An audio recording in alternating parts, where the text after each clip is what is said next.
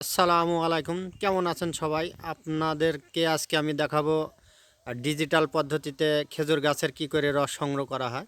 দেখেন, এই যে এই তার দিয়ে রস নেমে একটা কাঁটা দিছে, এই কাঁটা যে নাড়ি, এই নাড়ির মধ্যে রস পড়তেছে। দেখেন আপনারা, একটা গাছে না, আমি আপনাদেরকে আজকে 4-5টা গাছে দেখাবো কি করে রস পড়ছে, নাড়িতে রস সংগ্রহ করছে।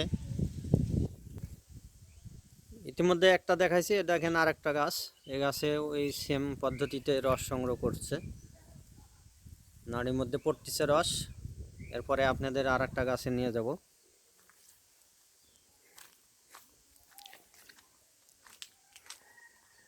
গ্রামাঞ্চলে এখন ডিজিটাল পদ্ধতিতে খেজুর গাছ লাগানো হয় এবং ডিজিটাল পদ্ধতিতে খেজুর গাছের রস সংগ্রহ করা হয়। দেখেন, এই গাছে আপনারা দেখেন কতক্ষণ দিয়ে রস পড়ছে, নাড়িতে রস সংগ্রহ করা হয়েছে। দেখেন, পরিবেশটা অনেক সুন্দর। একটা কলা বাগানের মধ্যে 4-5টা খেজুর গাছ।